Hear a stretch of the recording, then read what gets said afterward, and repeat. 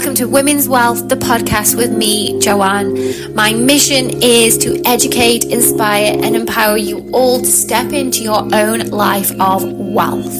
That feeling of being so rich in your mind, body, and soul. I'm so happy to have you here. Let's get straight into it. I'm on my own today, and I'm going to be chatting about some of my favourite, I love conspiracies, and I love talking about health and wellness.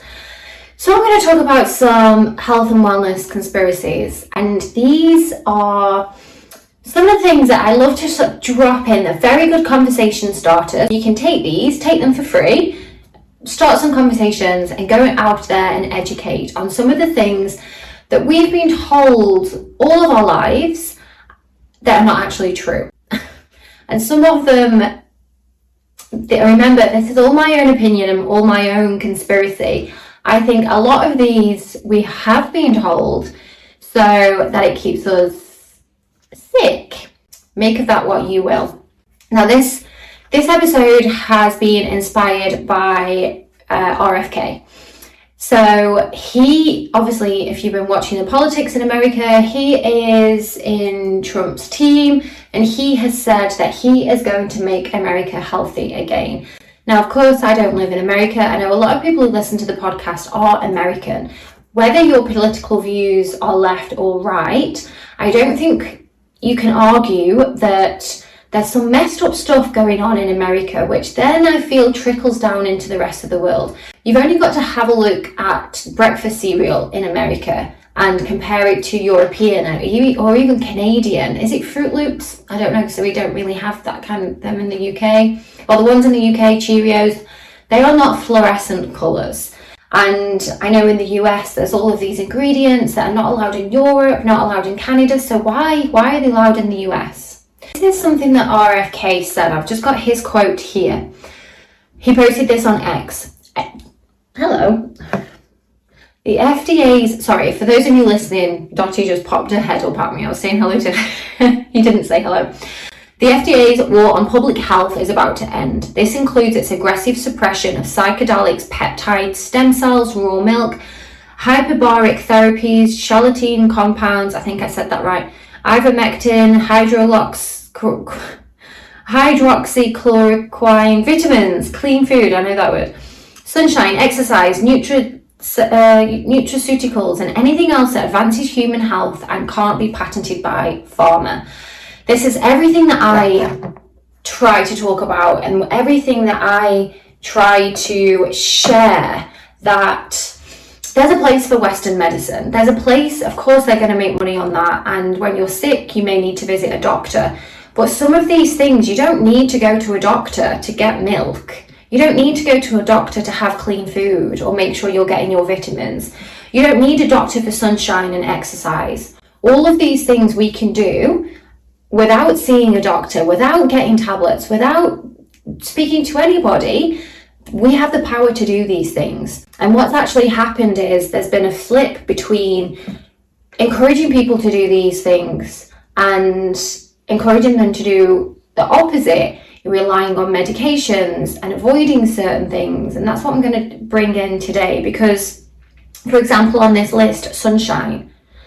And when I get to going through, I have lots of notes for today. When I get to sunshine today, I've been guilty of not wanting to get any piece of my skin in the sun because I'm going to get skin cancer. And that's how you get skin cancer.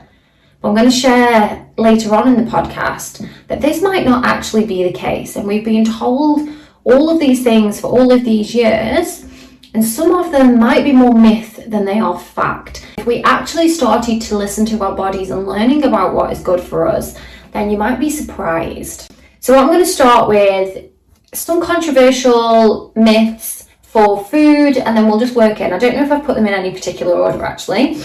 I get excited when I start doing research like this. First one, fats are the enemy. Now, of course, when we talk about fats, we're not just talking about going to the chip shop and having deep fried food.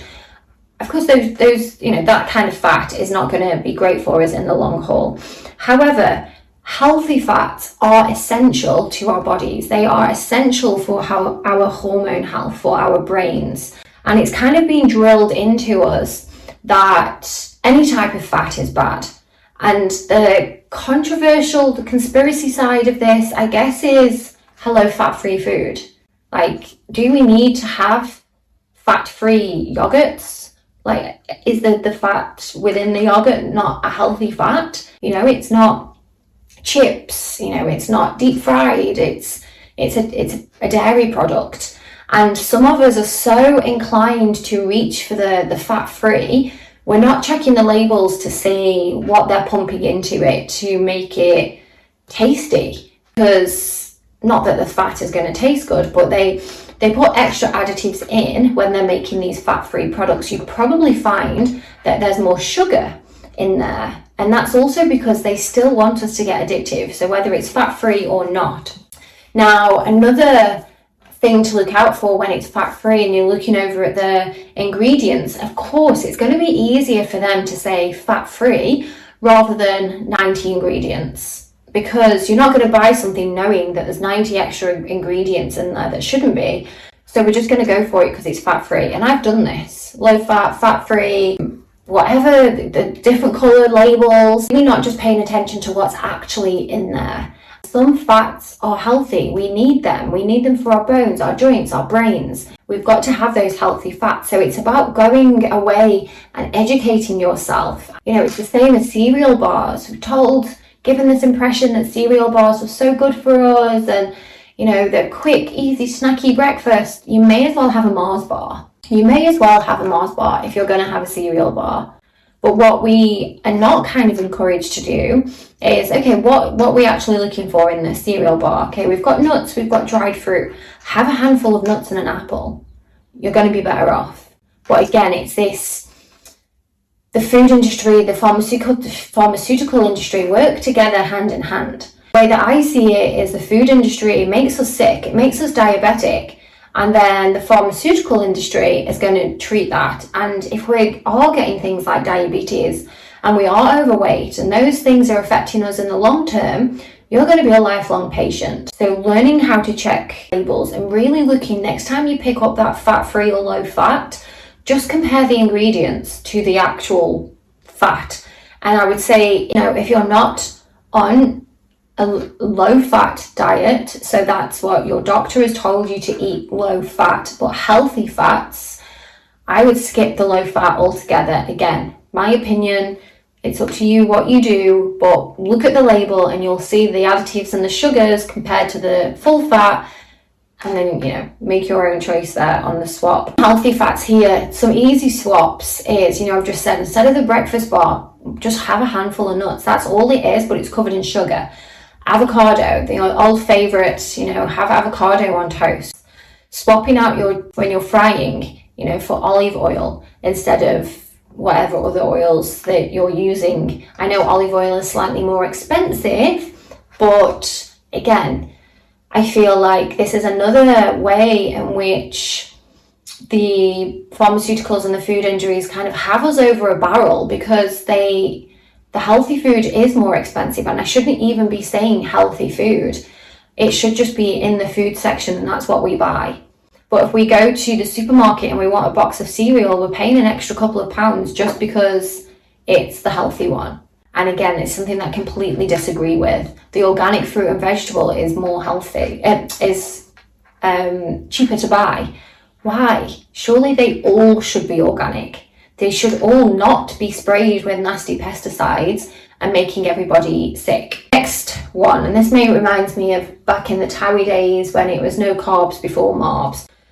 The myth, carbs and red meat are unhealthy. The reality, carbs like whole grains, fruits and vegetables provide energy and essential nutrients. Red meat from good sources offers protein, iron, B vitamins that can support muscle, brain and energy. Told that carbs are bad and don't eat carbs, and you know, but then we're shown all of these carb-free products and these diets that come through and gluten-free, and it's a whole big industry. So now you've got whole gluten-free sections in the supermarket, and yes, some people are celiac. Again, I was a vegetarian for I don't even know how long actually. I flicked between vegetarian to just eating chicken to just eating fish from chicken to fish to chicken to fish to chicken to fish for years and years and years and years, until last year, once I started to learn about all of this, I was like, right, I want to start eating red meat, and I was craving it. I was actually looking at steaks thinking, I really want to eat that. This vegetarian, vegan lifestyle is a whole industry. It's a whole industry, but do we actually need it? If you're learning about what is good, the healthy fats, healthy carbs, healthy proteins, and maybe following more of an intuitive diet instead of just eating what we're told, you'll probably find that you don't need any of these fancy things. You can just go to the supermarket and get your meat, get your vegetables, get your fruit, and there's your meal. We don't need anything else. Well, say that, we do need other things. You don't just need meat, fruit and vegetables, but the point I'm trying to make is we can ignore all the other things. We've got what we need there. We've got the fiber, we've got the fats, we've got the proteins, and you're understanding what's going into your body. And this brings me on to milk. Now, again, we were told for years and years, raw milk is dangerous. Don't drink raw milk. So raw milk is basically, it hasn't been pasteurized, it's not semi-skimmed, it's just as it comes straight from the cow, which can be hard to find, but again, it's also more expensive. Raw milk can actually benefit us. When we pasteurize milk, when we're turning it into pasteurized semi-skimmed, we're actually losing these nutrients. A lot of countries that traditionally have stayed with raw milk sing the praises of raw milk. They think all of their power, their strength, comes from raw milk and its health benefits. Now, again, the conspiracy angle with this is the companies, the milk companies, the pasteurization, how they play on us wanting convenience. So, long gone are the days of the milkman and him dropping off the milk, and there wasn't much of a process from the milkman to the front door. However, now there's a whole process. People want convenience. Then also have all of these milk substitutes now. What are they actually doing for us? Are they providing us with anything? Or, I went through a phase of having oat milk, and then I actually looked at the label and realized it was all sugar. So no wonder I was really enjoying it. And, just drinking these oat milk lattes here, there and everywhere, until I was like, oh right, that's why I like it so much, because it's full of sugar. And I work in health I work with people and I advise people, and it's so easy just to pick something up, think it's okay, and then go for it, and you think you're doing the right thing. So if you're listening to this and you're like, oh my god, I do all of these things, it's a journey, it's a process. But once you start learning and once you start listening and reading labels, you'll start to find that, okay, I can probably swap that out and put this in. For example, if you use margarine, easy swap, stop buying margarine, buy proper butter. I watched a video and it was someone put margarine on the floor and put some butter on the floor, and not one ant went to the margarine. They ignored the margarine and went straight to the butter. Again, another thing that we've been told, don't have butter. Have butter. Put butter on. Get rid of that plastic margarine. That's one homework for today. I kind of already mentioned sunlight. So we've been told, again, sunlight is harmful, sunlight is dangerous. If you get in sunlight and you burn, you're going to get cancer. However, a moderate amount of sunlight is needed for vitamin D, for our mood, for sleep quality. Avoiding sunlight can lead to vitamin D deficiencies. And I really do think that my vitamin D deficiencies were because I used to completely stay out of the sun as much as I could, and I used to have back pain, and I've spoken about these things before on my podcast. And now that I actually allow myself to get a bit of sun, I'll go for a walk, I'll sit in the garden, and it just needs to be through your eyes. I've stopped wearing sunglasses unless it's really bright and I'm driving. I try and let my eyes see the sun, because again, it helps with sleep. It's a natural light because we're so surrounded by artificial light. All of these things, very easy to swap out. I think a lot of the fear for the sun really drove then the sun cream business, the marketing. Sun exposure can cause this, and come and buy this cream, this is the best cream, and yes, we probably need, I still use some sun cream, I use natural sun cream now. But if I put it on my face, I use a mineral one for my face, but I allow myself to get out there so I can get the vitamin D. Get out there in the sun, you're nourishing your body. We need vitamin D for our bone health, immune support, mental health, and it helps us to sleep. So this was a lesson learned for me. There's 2 lessons learned, the red meat and the sun, things that I used to totally avoid. Now I have both and I feel so much better for it. I actually don't eat a vegetarian diet at all now, so I'm on the red meat. I've actually stopped eating chicken, surprisingly, after all of these years. I don't trust the hormones, the things that are pumped into chicken, because when we're absorbing those, they're actually affecting our own bodies and the way that our body holds on to inflammation, not inflation.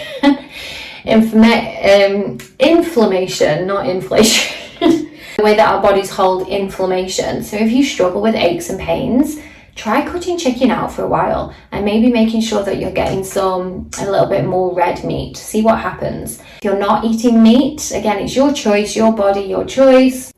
Have a little think about why you're actually not eating meat. Because from somebody who didn't for years and years and years and now does, like I've just said, I feel so much better. My hormones are so much better. My hair, my skin, my nails, my energy levels. You know, but I know people have their own beliefs about eating meat. Right, this is a fun one. So this also comes with a bit of a backstory, that the other day my partner, he had the opticians in his school, so they were giving all the kids in school an eye test, and he came home and said more than 50% of the kids needed glasses. So straight away, because I'm already onto this, that more than half of the world, actually, let me double check my stat here.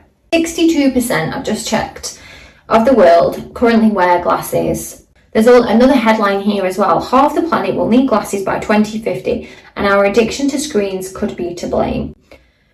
Whew. So I've looked into this before. I've actually stopped wearing my prescription glasses. I have glasses here.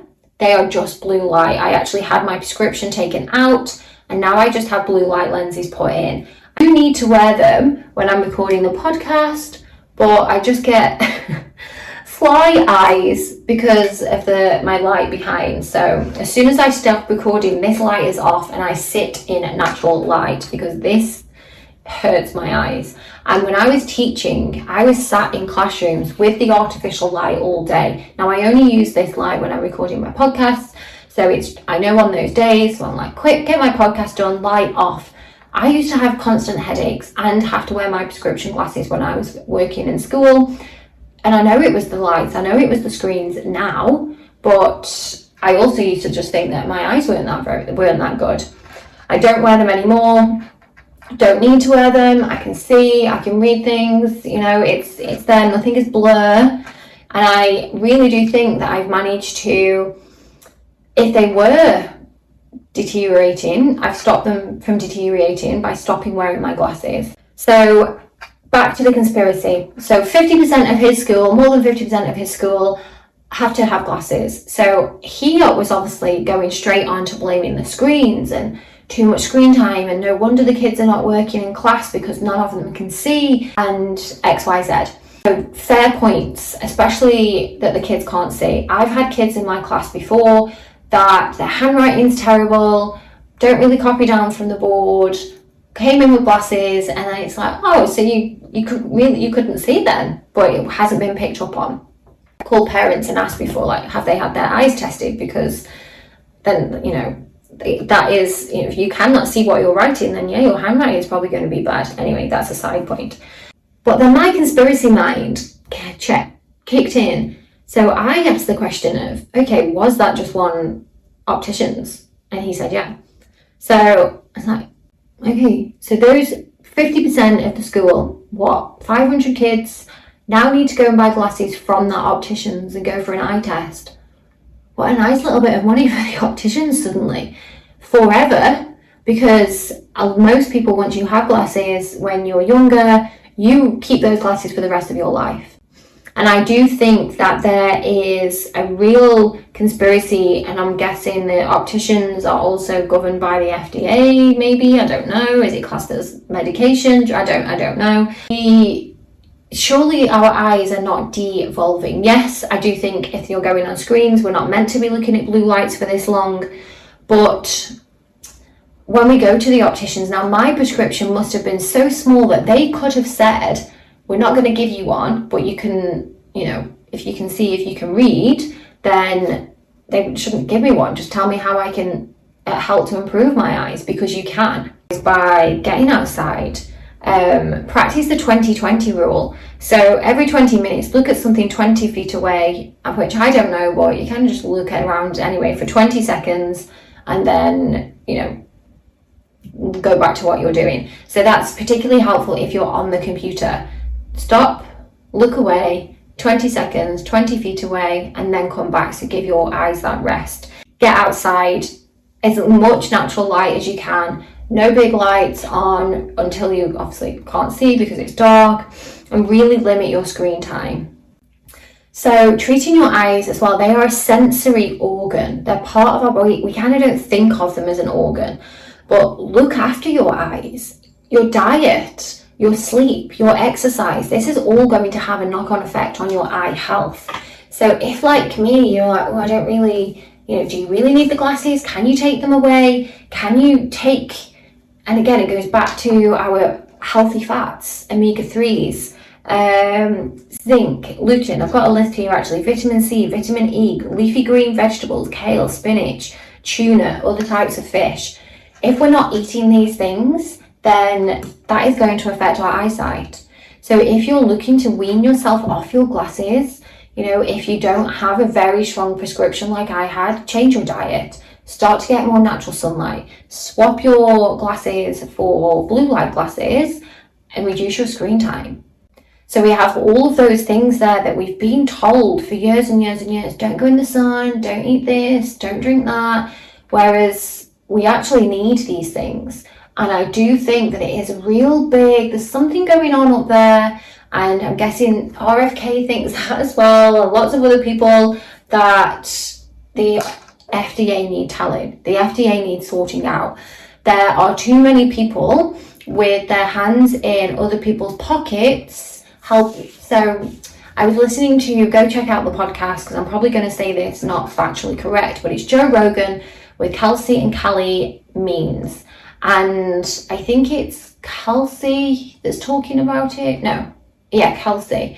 And she mentions that, and I can't think of the company now, but there is a company that makes the breast cancer drugs, and then there's a company who is partnered with it. I don't know if it's the same people, although under the same umbrella, that make a substance that can cause breast cancer. Now, I can't remember what it is. It's obviously a carcinogenic, but it's kind of like, right, you scratch my back, I'll scratch your back. So we'll give the breast cancer, you can treat the breast cancer. And there's so many of those. She gave an example of the diabetes companies working with Coca-Cola and McDonald's, and there's so many people at the top of the chain. And again, this is more America, but it filters down, that they make a lot of money from people being sick. He also spoke about Ozempic, and maybe this is a podcast for another time. I know people on Ozempic, but it is a drug for diabetes, and what they're actually trying to do right now, and I'm hoping that this gets stopped, is, without even trialing it, getting young kids onto Ozempic so they have lifelong patients. And that's what this is all about. This is all about how many patients can we get. We need lifelong patients. So it's misadvice. Oh, I should mention the food pyramid. Let me just Google this right here, right now. The pyramid we don't really use anymore, but what that actually, if you look at the food pyramid, it puts an emphasis on eating carbohydrates and avoiding fats.